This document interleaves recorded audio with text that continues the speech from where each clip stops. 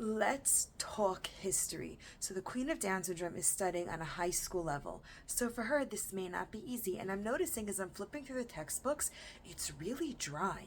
The history they want her to know about the US government, the Constitution, all these things. But you know what's missing? Is the people. Yes, we mentioned George Washington. Yes, we mentioned a little bit Benjamin Franklin and stuff. But who really were these people? And as a result, to kind of make history come to life, I created these little posters with the Queen of Down syndrome in mind. And if you want me to create something for you guys in history or any other subject, let me know and I'll see what I can do.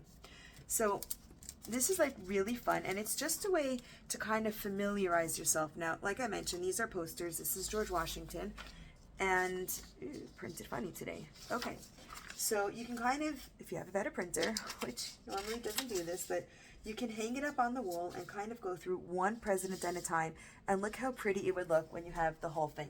Now, this is not the Queen of Down syndrome space, so no, I will not be hanging it up here. I have other stuff here for when I'm not filming. This is my space, but back to history. So what do you get in this, and why does it help history come to life? So what you get is first an introduction, a little overview about who the president was. Well, in this case, president. They're not all president, but these are founding fathers, as it says here, founding fathers. You get his name, who he is, a little bit about him. Stuff that we don't learn in history, stuff that's not important to memorize, but stuff that gives you that's why he made that policy. Oh, thank you so much for sharing a little bit about him. So again, you have his picture, who he is, his name, in this case, George Washington, and the dates that he lived for. And that's another thing that kind of puts it in perspective. Which founding fathers overlapped each other, which ones came first, which ones, kind of lived a little bit longer. And as you go through history, it's just a fun thing to have just in the back of your mind.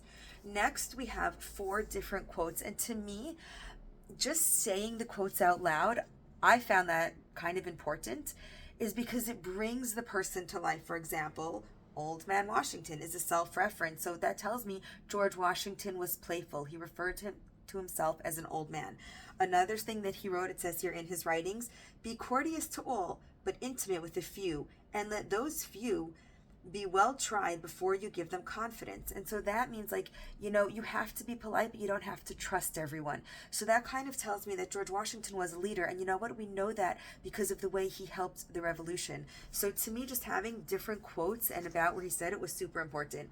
So I want to show you what you guys will get. So of course we have George Washington. He was one of the most well-known founding fathers, and he's the one that, of course, in history, in her class, is what she's studying the most.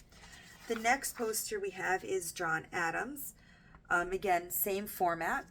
It's simple, and they all follow the same thing. So again, when you guys lay it out on the wall, it looks really nice in their learning space. And it's just something that what we do is we read through it once, we hang it up on the board. I might ask a little, on the wall, a little question or two, and then we move on to the next one. And then the next day, I may just ask another question about the 2 that we did, add a third one. Again, we don't have to memorize it. It's just to give us perspective of how our country was founded and who were these people. Who were these people that made America so great, the America that we have today. The next one we have is Thomas Jefferson. Again, same layout. One of his quotes is, honesty is the first chapter in the book of wisdom. So again, just who is he? Why is he so special? And this kind of helps me out. We have Benjamin Franklin, who was not a president.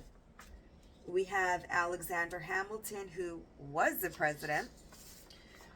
We have James Madison. And as you can see, the printer started working. Thumbs up for that one. And again, look how beautiful this looks on the wall. Just hang it up by their workspace. Or even more fun, if you guys have a giant cork board, just every lesson, or every unit, really, not every lesson, just print out a few posters, hang it up, kind of make the lesson come to life, and then switch it out every month or two. It just, in high school, I find it such a dry, there's less resources to make it fun. It's dry, and these are just some of the ways that we help the Queen kind of bring the learning to life. And last, we have John Jay, who, in my opinion, he's very not well known. I actually did not know about him until creating this. These posters for the Queen of Down syndrome. So just to summarize, you can either buy this as a pack, and I'm going to leave all the links below so you guys can purchase what meets your educational needs. So for a discount, you can buy this whole entire packet together, or you can buy specific presidents, one or more, just to kind of fit your needs. But again, I wanted to look for a way to bring history, make more meaning, and so the queen is not just learning, okay, we had a revolution, we have a country, obviously, and like, what does this all mean? But like, who were the people that made it happen? So if you want to get this poster, check out the description box below. There's a whole ton of history stuff down there.